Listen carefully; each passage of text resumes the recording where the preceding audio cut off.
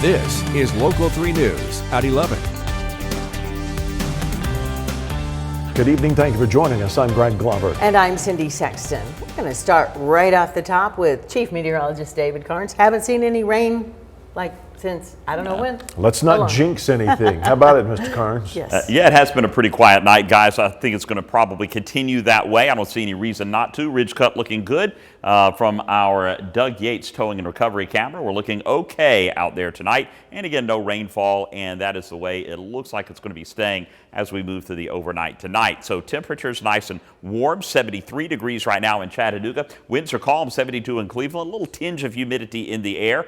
Day planner showing it's staying generally in the low 70s right through 2 a.m. 3 a.m. will finally drop down into the 60s. And then we're going to warm back up tomorrow. It is going to be a warm and muggy day, 78 degrees by noon. 3 o'clock, it'll be 85 degrees, and we're looking at partly cloudy skies through the day. I'll put the rain chance at 10%, but for the most part, it is going to be a dry day in terms of rainfall. Friday as well, look at the high on Friday, 88. Average high this time of the year is about 81 to 82 degrees. We will see it a little bit cooler with some rain showers and some thunderstorms for Saturday morning, but fear not. Doesn't look like the weekend is going to be a washout. We'll have your complete forecast coming up in just a few minutes. David, thank you. A mother and her 2 daughters are missing out of Bradley County. Giovanna Short and her daughters, Madison Scoggins and Gree Short, were reported missing last night, but were last seen Friday, May the 9th rather. They could be in a white Jeep Wrangler with a Tennessee tag that reads Luvya. That's Luvya. If you have any information on where they could be, call one of the numbers that you see there on your screen to the Bradley County Sheriff's Department. A man was able to escape without injury when his boat caught fire today. It happened near the Chickamauga Marina boat ramp about 5 o'clock. You see that 27-foot boat out there. The man on board, who was on board when the fire broke out, jumped off and was picked up by another boater in the area. The cause of the fire has not been determined.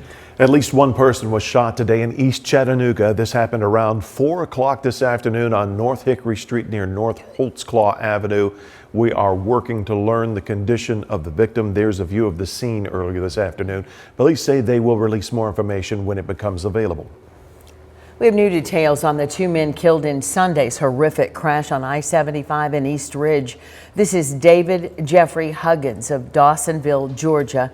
His obituary says he graduated from Austin Peay State University, where he played football. He also served in the Tennessee Air National Guard. A memorial mass will be held next Monday at St. John Newman Catholic Church in Lilburn, Georgia. The other man killed in the crash was 23-year-old Lane Smith of Fayetteville, Tennessee. Smith's wife and 2 small children are still in the hospital. The truck driver, Joseph Antonier, is charged with reckless homicide, felony reckless endangerment, and reckless aggravated assault. Police say Antonier failed to brake before hitting 5 other vehicles. A witness told police the semi-truck was going erratically, swerving between lanes and exhibiting reckless behavior. And we now know the identities of the 3 people who died in a crash on I-75 in Calhoun, Georgia yesterday. This is that crash here toward Chattanooga. Now we're talking about one in Calhoun, Georgia. That's a look. 50-year-old William West from Lafayette, 68-year-old Manuel Miango of McDonough, Georgia, and 23-year-old Christopher Powell of Okeechobee, Florida, were all killed in this accident. 2 others were injured in the crash. It involved several cars and 3 tractor trailers. Police say one of the semis collided with a car in the northbound lanes, then crossed the median into the southbound lanes, where it collided with 2 other big rigs and 2 cars.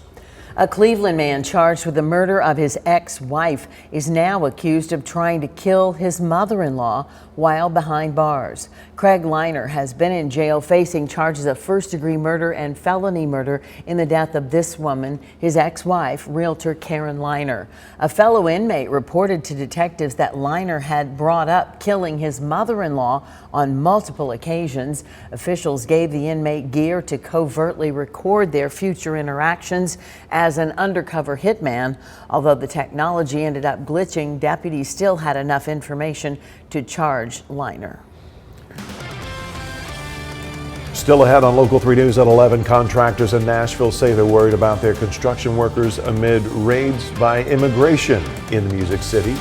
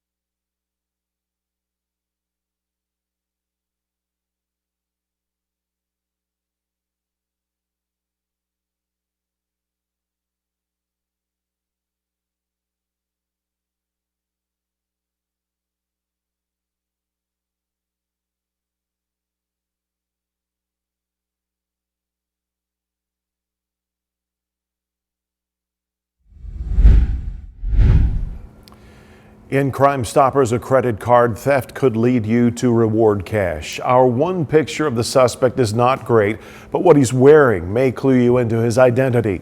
Chattanooga Police Sergeant Victor Miller tells us the card was stolen from a house on Sheridan Avenue, then used the next day at a gas station on Dodson Avenue. From there, we get this look at him, a tall black male with a medium build. We're told his nickname or name may be Dexter. And how about that blue shirt? It looks like he has like a family reunion shirt or a school shirt, something like that. So take all of those clues, add them up, and you should be able to identify who he is. When you pass along your good information about who this guy is or where he hangs out, you'll be issued a tip ID number. If he's a family member or longtime friend, he will never know you called. Detectives won't even know your identity. Have a close look there at the picture. Call Crime Stoppers now, 698-3333. That line's manned 24/7. We're awaiting your call.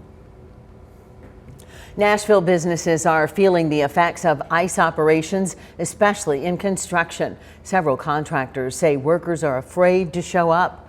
Immigration officers have made nearly 200 arrests in a week of ICE operations in Middle Tennessee.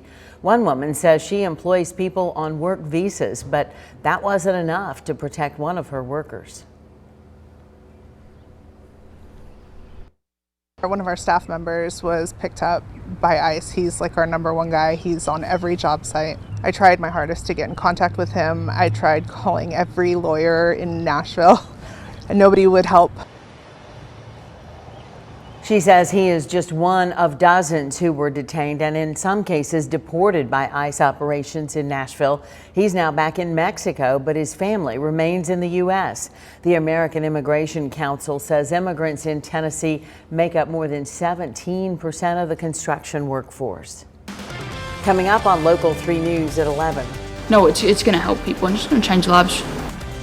A small local school is getting well-deserved recognition for a special project they've been working on.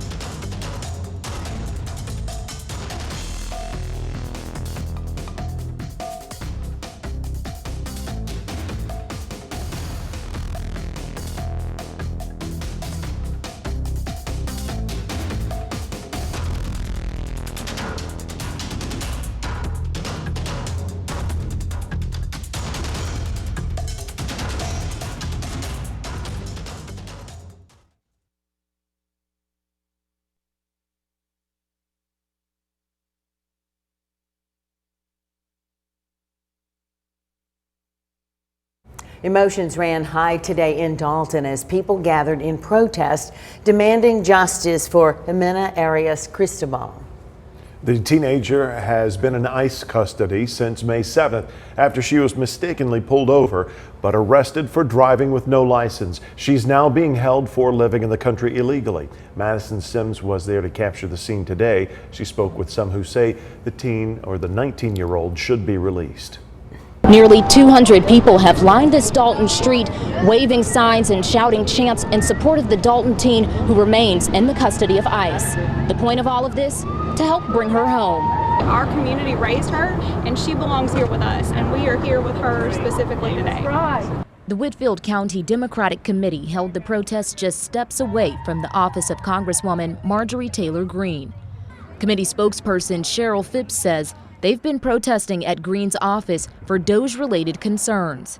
But with the news of Arias-Cristobal's detainment, they wanted to draw community support to her. We don't need to take people who have grown up here and are living productive lives and kick them out of the country.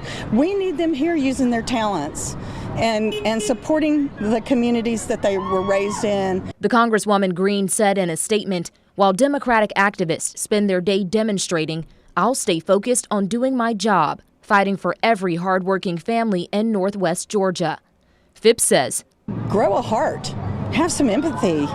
Among the dozens of handmade signs was one that reads, "Her only crime is hope." The artist behind the design is a friend of the 19-year-old.